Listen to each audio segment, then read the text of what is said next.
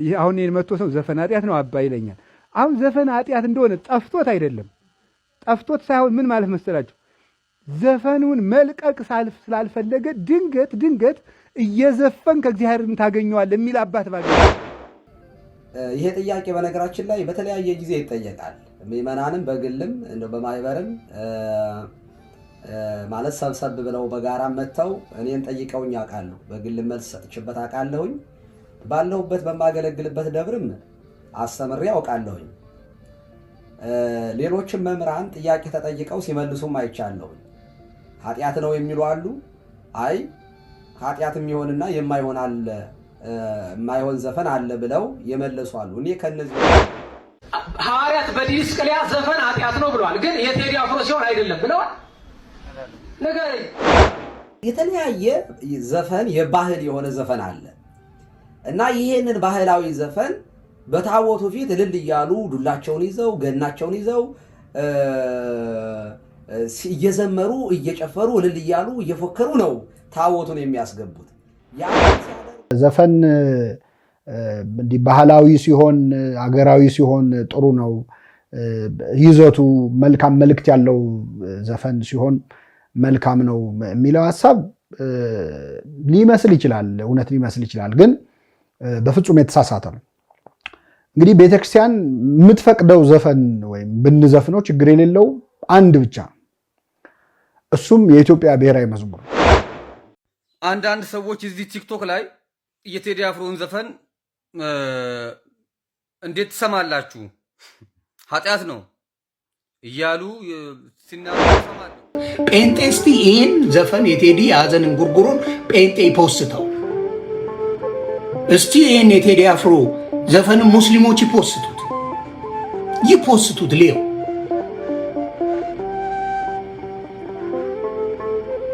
ይፖስቱት ልይ እያንዳንዱ የሚለጥፈው የተዋህዶ ልጅ ነው። እያንዳንዱ ግባና አንድ የጴንጤ ልጅ ሲፖስተው ሌው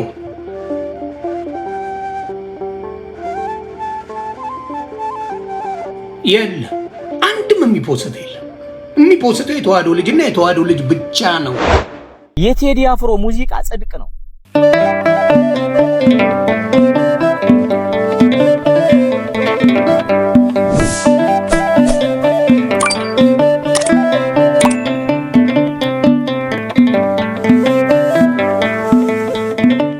ሰላም ጤና ይስጥልኝ ውድ የጽጌ ማርያም ሚዲያ ቤተሰቦች እና በመላው ዓለም የምትገኙ ውድ የክርስቶስ ቤተሰቦች እንደምን አላችሁ? ሰላም እግዚአብሔር ለሁላችሁም ይሁን። ይህ የኦርቶዶክስ ተዋህዶ መንፈሳዊ ትምህርት ወደ እናንተ የሚደርሰው ልዩ ፕሮግራም ሲሆን ከሰሞኑ ዘፈን ኃጢአት ነው አይደለም የሚሉ ክርክሮች ሰምተናል። ዘፈን ኃጢአትነቱ ምኑ ላይ ነው የሚለው ጥያቄ መነሳቱ ስለ ዘፈን ያለንን ግንዛቤ እንድንፈትሽ እንደ መልካም አጋጣሚ ልመለከተው እንጂ ጠብ ልንፈጥርበት አይገባም። ከዚህም በኋላ የምናምነውን ለምን እንደምናምነው የተለያዩ ጥያቄዎች እና ሐሳቦች ሊነሱ ይችላሉ። ከእኛ የሚጠበቀው የምናምነውን ለምን እንደምናምነው ከቃሉ አጥንቶ በቃሉ ላይ መቆም ብቻ ነው።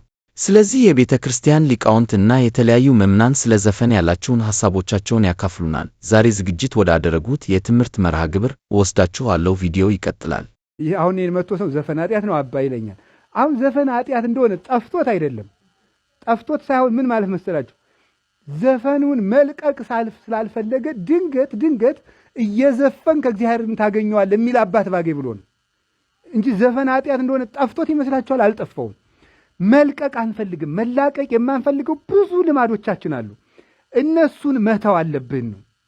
ለማይገባ ነገር ማልቀስ ማለት ለማይገቡ ነገሮች ዋጋ እንከፍላለን። እያዘን እየተከዝን እያለቀስን። አሁን የክርስቶስ ፍቅር አያስለቅሰንም። የቤተክርስቲያን መከራ አያስለቅሰንም።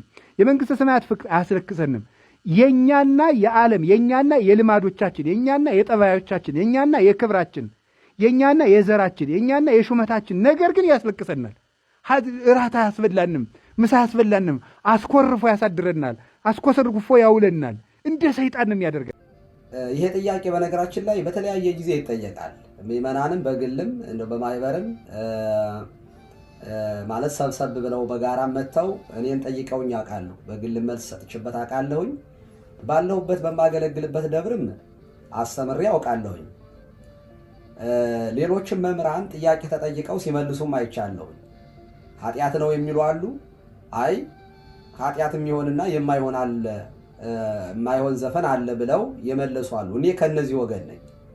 ኃጢአት የሚሆን ዘፈን አለ፣ ኃጢአት የማይሆን ባህላዊ የሆነ አገራዊ የሆነ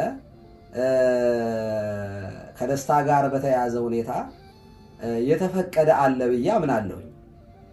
በራሴ ሐሳብ አይደለም፣ መጽሐፍ ቅዱስን መነሻ በማድረግ መጽሐፍ ቅዱስ ብቻ ሳይሆን የሥርዓት መጻሕፍት እንደ ፍትሐ ነገሥት እንደነ ቀሌምንጦስ ያሉ ምን ይላሉ ስለዚህ ጉዳይ የሚለውን እንመለከታለን። መልእክቱን እንድትሰሙ በጽሞና በፍቅር ጠይቃችኋለሁ። አምላካችን እግዚአብሔር የቃሉን ፍቺ ያብራራልን፣ ለእኔ የምናገርበትን አንደበት እንዲያከናውንልኝ እንዲያቀናልኝ፣ ለእናንተ ደግሞ የተጣመመ ሐሳብ ሳይሆን የልቦናችሁ ዓይንና የህሊናችሁ የአእምሯችሁ ዓይን የተገለጠ በቅንነት ቃሉን በመስማት ለተግሳጽ ለምክር በሚሆን መንገድ እግዚአብሔር አምላካችን ለጆሮአችሁ እንዲናገር ለልባችሁ ጆሮ እንዲያሰማ የእርሱ መልካም ፈቃድ ይሁንልን። መድኃኔዓለም በምሕረቱ ይርዳል። የተለያየ ዘፈን የባህል የሆነ ዘፈን አለ እና ይሄንን ባህላዊ ዘፈን በታቦቱ ፊት እልል እያሉ ዱላቸውን ይዘው ገናቸውን ይዘው እየዘመሩ እየጨፈሩ እልል እያሉ እየፎከሩ ነው ታቦቱን የሚያስገቡት። ያንን ሲያደርጉ ለምን ትዘፍናላችሁ ብለን ጠይቀናቸው አናውቅም። ይሄ ማለት ምን ማለት ነው? የተፈቀደ ነው ማለት ነው በሌላ አነጋገር። ምክንያቱም ይኸውላችሁ ስትሰሙኝ በደንብ እንድትሰሙኝ እፈልጋለሁ። ዘፈኑ የሚዘፈን ኃጢአት የሚሆን ዘፈን አለ፣ የማይሆን አለ። እንደየአውዳዊ ፍቹ ነው መጽሐፍ ቅዱስ ላይ የምንመለከተው ዓላማው ማለት ነው። እና የሚዘፈንበት ዓላማ፣ የዘፈኑ አይነት፣ ቦታ፣ እነዚህ ነገሮች ሁሉ ተተንትነው እንደየአውዳዊው ሁኔታ ካልተፈታና ካልተተረጎመ ምንድነው የሚሆነው? ሀገር ዝም ብሎ ልሙጥ ነገር ሃይማኖት ብቻ ከሆነ እንደ ጋራ የሚያስተሳሰረን ነገር አይኖርም ማለት ነው። ለምሳሌ መዝሙር ብቻ ከሆነ ኢትዮጵያ ውስጥ አሁን ለምሳሌ የአዲስ ዓመት ሊሆን ይችላል ወይ ደግሞ የጋራ ባህላችንን የጋራ በዓል ስናከብር ብሔራዊ የሆነ በዓል ስናከብር ኦርቶዶክሱ በሙሉ የመዝሙር ብቻ የሚዘምር ከሆነ ሙስሊሙስ መንዙማ ጴንጤውን በራሱ ሲሆን ድብልቅልቅ ያለ እንደ ባቢሎናውያን ነው የሚሆነው። እና የሀገር ጉዳይ የጋራ ጉዳይ ሲሆን ግን ባህል ነው፣ እሱ ካልቸር ነው። ባህል ደግሞ ከሃይማኖት የወጣ ነው። እንግዲህ ዘፈን ባህላዊ ዘፈን አለ፣ የሚፈቀድ አለ እያልኳችሁ ነው። እና ባህል እንግዲህ አይፈቀድም ካል ዘፈን ወይ ካልቸር አይደለም ባህል አይደለም ብለን ሽምጥጥ ማድረግ አለብን፣ ወይ ደግሞ ባህል በሃይማኖት የተፈቀደ አይደለም ብለን ማገድ አለብን እንጂ ዘፈን ባህል ነው፣ ባህል ደግሞ በሃይማኖት የተከለከለ አይደለም። ዘፈን እንዲህ ባህላዊ ሲሆን አገራዊ ሲሆን ጥሩ ነው። ይዘቱ መልካም መልእክት ያለው ዘፈን ሲሆን መልካም ነው የሚለው ሐሳብ ሊመስል ይችላል፣ እውነት ሊመስል ይችላል፣ ግን በፍጹም የተሳሳተ ነው። እንግዲህ ቤተክርስቲያን የምትፈቅደው ዘፈን ወይም ብንዘፍነው ችግር የሌለው አንድ ብቻ፣ እሱም የኢትዮጵያ ብሔራዊ መዝሙር ነው። የሀገርን በተመለከተ ግብር እንደመክፈር ስለሚቆጠር የዜግነት ክብር የሚለውን ሰው ሲል መዋል ይችላል። ከዛ ውጭ ግን እየተነጋገርን ያለነው ስለ መጽሐፍ ቅዱስና ስለ ሃይማኖት ከሆነ ይሄኛው ልክ ነው። ባህላዊ ስለሆነ ምክር ስለሚሰጥ ባህላዊ ከተባለ የትኛው አካባቢ ባህል ነው ጽድቅ የሚሆነው? ዘፈን ዘፈን ነው። ዓለማዊ ነገር ዓለማዊ ነገር ነው። እና ባህል ካልክ አሜሪካ ለተወለደ ሰው እኮ ራፕና ሂፕሆፕ እኮ ባህሉ ነው። ስለዚህ እሱ መፍቀድ መቻል አለብን ማለት ነው። ያደግኩበት ነው የልጅነት ትዝታዬ ነው ሊል ይችላል። እንዳንተ ጋራው ሸንተረሩ የሚል ዘፈን ሳይዘፍን አድጎ ግን ባህላዊ ነገር ለሱ ባህላዊ ነው። እና እንደዚህ አይነት ከዛ ውጪ ይዘቱ እየታየ ዘፈን ይሄ ጥሩ መልእክት ያለው ሲሆን ችግር የለውም ከተባለ ቤተክርስቲያን እያንዳንዱ ዘፈን ሲወጣ ሲዲውን እየሰማች ኢቫሉዌት እያደረገች ይህን ዘፈኑ እንዳትስፈኑ ልትል ነው ማለት ነው። ስለዚህ በአጠቃላይ እንኳን በቤተክርስቲያን ትምህርት እንኳን ዘፈን ቀርቶ ስጋዊ ዘፈን ቀርቶ መጽሐፍ ቅዱስ እንደሚያስተምረንም ቤተክርስቲያን እንደምታስተምረንም ሞቅ ያለ መዝሙር ራሱ በጣም ስጋ በጣም ያስደስት መዝሙር ከመንፈሳዊነት ወደ ስጋዊነት ሲያይል ቤተክርስቲያን ታስቆመዋለች። ማህሌት እንኳን ሲደምቅ በጸናጽል ነው የሚያስቆሙት አባቶቻችን። ለምን? ነፍስ እንጂ ስጋ የምትደሰትበት ስላልሆነ ዝማሬ ማለት ነው። ወደ ጥንታውያን አባቶች ኤርሊ ቸርች ፋዘርስ ወደምንላቸው ስንሄድ የዜማ መሳሪያም እንኳን ስጋዊ ነው ይለዋል። ኃጢአት ነው ባይሉም ስጋዊ ነው ይለዋል። ምክንያቱም የዜማ መሳሪያ ያስፈለገው ሰው አይምሮውን በዝማሬ በጸሎት ተመስጦስ መክተት ስላልቻለ ያንን የአይምሮውን ድካም ለመርዳት የተዘጋጀ ነገር ነው እንጂ አሁን ቅዳሴ እየተቀደሰ ከበሮ ቢመታ እንደ ዲስትራክሽን ነው፣ እንደ ረብሻ ነው የሚቆጠረው። ስለዚህ የዜማ መሳሪያውን እንኳን በገናውን እንኳን ህሊናህን 10 አውታር የሚለው ውሳጣዊና አፍአዊ ህዋሳትህን ነው እንደ ዜማ መሳሪያ አድርገህ እግዚአብሔርን አመስግንበት፣ ራስህን እንደ ዜማ መሳሪያ አድርገህ አቅርብ ምስጋና ብለው አባቶቻችን የቀደሙት እንደውም የዜማ መሳሪያ ራሱ ከስጋዊነት የመጣ ነው እንጂ የእሱ እርዳታ ሳያስፈልገው ነበር ሰው መጸለይ ያለበት እስከ ማለት ይደርሳሉ። አይደለም ዘፈን ሊፈቅዱ ማለት ነው። ስለዚህ አባቶች በድህንፃ መንፈስ ዝብጥ ያውታረ መሰንቆ ለልቤ ይላል አባ ጊዮርጊስ። በመንፈስ ቅዱስ መምቻ የልቤን መሰንቆ ምቺው ልጅሽን ላመስግነው ይላታል እመቤታችን። እንዚራ ስባት ሃርፕ ኦፍ ስፕሪት የተባለው ደግሞ የነ ቅዱስ ኤፍሬም የነ ያዕቆብ ዘስሩግ ጸሎት የሚያሳየው የሰው ሰውነቱ ራሱ የሰው ህሊና ህዋሳቱ ራሱ የዜማ መሳሪያ ነው እግዚአብሔርን ለማመስገን። አይደለም መሳሪያ አይደለም ዘፈን መሳሪያ አይደለም የዜማ መሳሪያ የመዝሙር መሳሪያ ድምጽም የሚያስጠላ ጊዜ አለ። በአርምሞም የሚያመሰግኑ መላእክት እኮ አሉ ከተመስጦ ከተዘክሮ የተነሳ ማለት ነው። ስለዚህ ስጋውያን መሆናችን ሳይንስ ሰው ኃጢአት መስራቱ እኮ የሰውነቱ ባህሪ ነው። ቢዘፍን ቢጨፍር ቢጠጣ ከድካም የተነሳ ሲሆን ችግር የለውም። ግን ጭፈራውን ድካሙን አምጥቶ ቤተክርስቲያን አስጠምቆ መንፈሳዊ ለማድረግ መሞከር አያስፈልግም። እኛ ድካም ስላለብን ስጋውያንን የስጋ ስራ እንሰራለን ብንል ያምርብናል እንጂ የስጋ ስራችንን መንፈሳዊ አድርጎ አፕሩቭ ለማድረግ እግዚአብሔር አይጠላም። ዘፈን ምናምን እንደዚህ አይነት ጨዋታ ብዙም ተገቢ አይደለም። ሰይጣን በነገራችን ላይ ራሱ የዜማ ምንነትን የሚያውቅ ነው። መልአክ አልነበረ? ሲዘምር ሲያመሰግን ነበር። ስለዚህ የዜማን ኃይል ያውቀዋል፣ በትክክል ተጠቅሞበታል። ዘፈን እኮ የሆነ ነገር እንድትሰራ ያደርጋል። ሚውዚክ ሜድ ሚ ዱ ኢት የሚል አንድ መጽሐፍ አይቼ ነበር አንድ ቦታ። ሙዚቃ የሆነ ነገር እንድትሰራ ያደርጋል። ናቡከደነጾር እኮ ስትሰግድ ጣዖት ሲያሰግድ ዘፈን ከፈተላቸው ነው የሚለው፣ በዘፈኑ ኃይል ተነሳስተው። ስለዚህ ዓለማችን ላይ ሰይጣን የሙዚቃ ኢንዱስትሪን ተጠቅሞ ያስመልካል።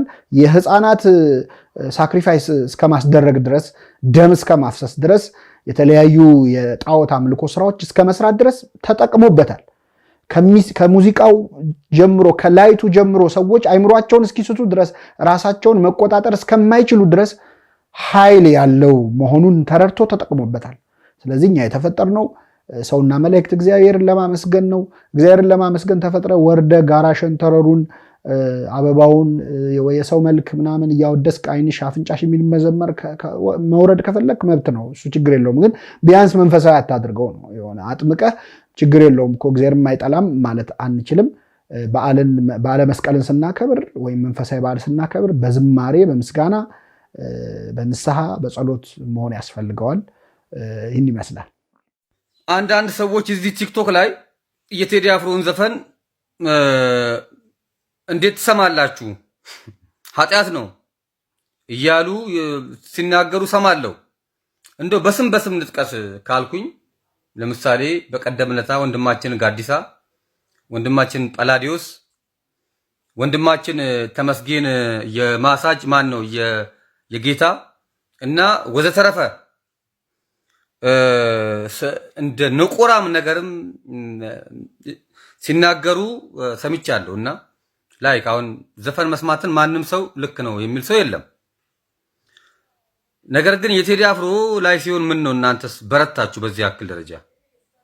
ነይሊ ማታ ማታ ሲጨፈር የት ነበራችሁ? ላግኝሽ ማታ ማታ ወይ ጉዴ ምናምን ሲባል የት ነበራችሁ? የት ነበራችሁ? የዝሙትና የዳንኪራ ዘፈኖች ሲለቀቁ ዝም ብላችሁ። አሁን ቴዲ አፍሮ የህዝቡን ስሜት የህዝቡን ቁስል አውጥቶ ሲዘፍን ዛር እንዳለበት ሰው ለምን ተንጫጫችሁ? ፍላጎታችሁ ምንድን ነው?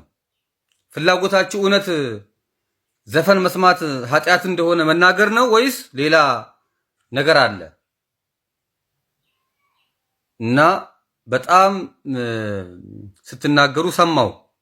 መልካም አይደለም። ይሄ ያስተዛዝባል። የቤተ ክርስቲያን እንደዚህ ምናምን ዘፈን ስሙ አትልም። ማን ትላለች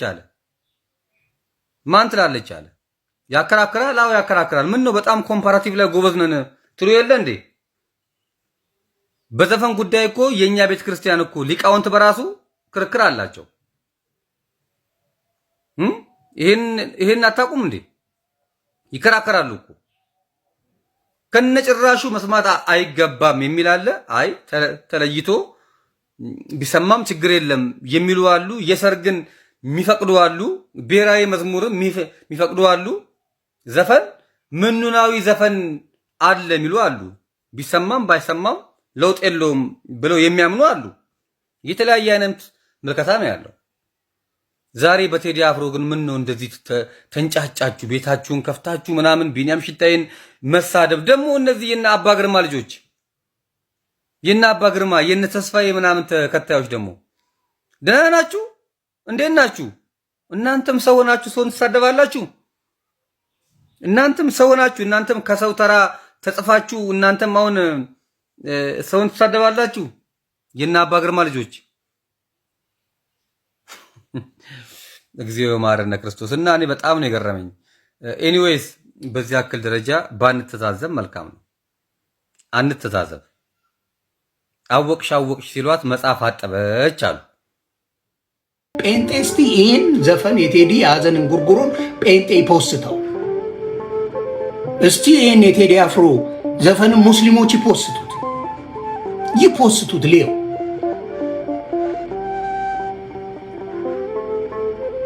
ይፖስቱት ላይ እያንዳንዱ የሚለጥፈው የተዋህዶ ልጅ ነው። እያንዳንዱ ግባና አንድ የጴንጤ ልጅ ሲፖስተው ሊየው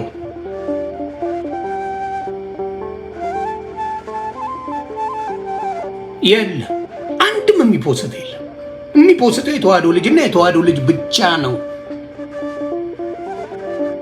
ቤተ ክርስቲያን ማስተማር ያለባት ነገር እነ ምረታብ እየጮሁ ነው እያሉ ነው። ዘፈን ትክክል አይደለም ቁረጡ እያሉ ነው። ማንም አይሰማ ሳያስተምሩ ቀርተው ነው እነዘበነ ለመከላከል የሚያደርጉት ነገር ይገርመሃል። ልክ በቃ ዝማሬ የተዘመረላቸው አስመስለው ሲመጡ በጣም ያሳፍራል። እስቲ ጴንጤ ሲፖስተው ሌና ቴዲ አፍሮ እውነትም ይሄ ትክክለኛ ነው ልበል? ሙስሊሞች ሲፖስቱት ሌና ትክክለኛ ነው ልበል?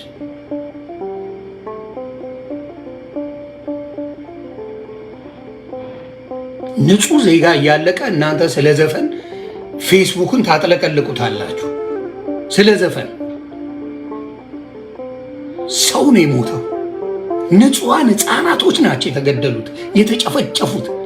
እናንተ ግን ዘፈንን ጉርጉሮ አለን እያላችሁ ያዙ ልቀቁኝ ስላላችሁ በቴዲ አፍሮ ዘፈን ይመቻችሁ።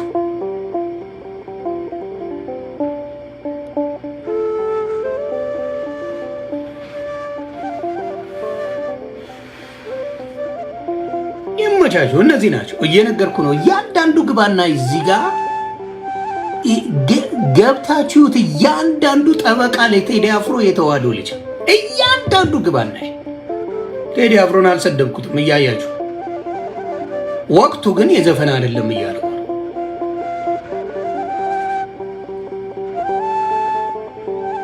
ወቅቱ የዘፈን አይደለም። የፈለገ አይነት ዘፈን ይሁን የዘፈን አይደለም ወቅቱ።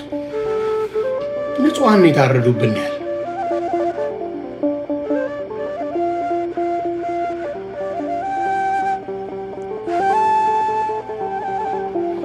ይሄ ነው የሚያሳዝነኝ። እባካችሁ በስመ ተዋህዶ አንድ ጥቅስ የማትጠቅሱ ተዋህዶን የምታሰድቡ ነው የሚያመኝ ነኝ፣ ሌላው አይደለም። በስመ ተዋህዶ የምትነግዱ አንድ ጥቅስ መጽሐፍ ቅዱስ ጥቀሱ ብትባሉ የማታውቁ ተዋህዶን በየአረቀ ቤትና በየሺሻው ቤት የምትውለው ነው ተዋህዶ ነኝ እያል ተዋህዶን የምታሰድቡት። ድራፍት ቤት ቁጭ ብለ ቅዱስ ጊዮርጊስ ቢራ ብለ ስትጠጣ የማይተናነቀነ ተዋህዶ ነኝ እያልክ የምትለው። ጨዋዎቹማ ያመልካሉ፣ ጨዋዎቹማ ለንጹሃን ያለቅሳሉ። በስመ ተዋህዶ ትነግዳላችሁ። በስመ ተዋህዶ ትነግዳላችሁ። የቴዲ አፍሮ ሙዚቃ ጽድቅ ነው። የቴዲ አፍሮ ሙዚቃና መጽሐፍ ቅዱስ ምን ያህል እንደሚገናኝ ላሳያችሁ። ለምሳሌ ስለ ዘረኝነት ገላትያ 3:28 አይሁዳዊ ወይም ግሪካዊ ሰው የለም፣ ባሪያ ወይም ጨዋ ሰው የለም፣ ወንድም ሴትም ሁላችሁ በክርስቶስ ኢየሱስ አንድ ናችሁ ይላል። ቴዲ ደግሞ እንዲህ ይላል፣ ከሀገርም ይሰፋል ያ የፍቅር ገዳም፣ መጠሪያው ሰው እንጂ ዘር አይደለም አዳም። ስለ ይቅርታ ማቴዎስ 6:14 ለሰዎች ኃጢአታቸውን ይቅር ብትሉ በሰማይ ያለው አባታችሁ ይቅር ይላችኋል፣ እናንተ ግን ይቅር ባትሉ የሰማይ አባታችሁ ይቅር አይላችሁም ይላል። ቴዲ አፍሮ ደግሞ እንዲህ ይላል፣ ኦሲሳ ኦሲሳ ኦሲሳ ማንዴላ ይቅር አባብሎ እንዳስጣለ ቢላ፣ በተስፋዋ መሬት እንዲፈጸም ቃሉ ሞፈሩን ያዙና ይቅር ተባባሉ።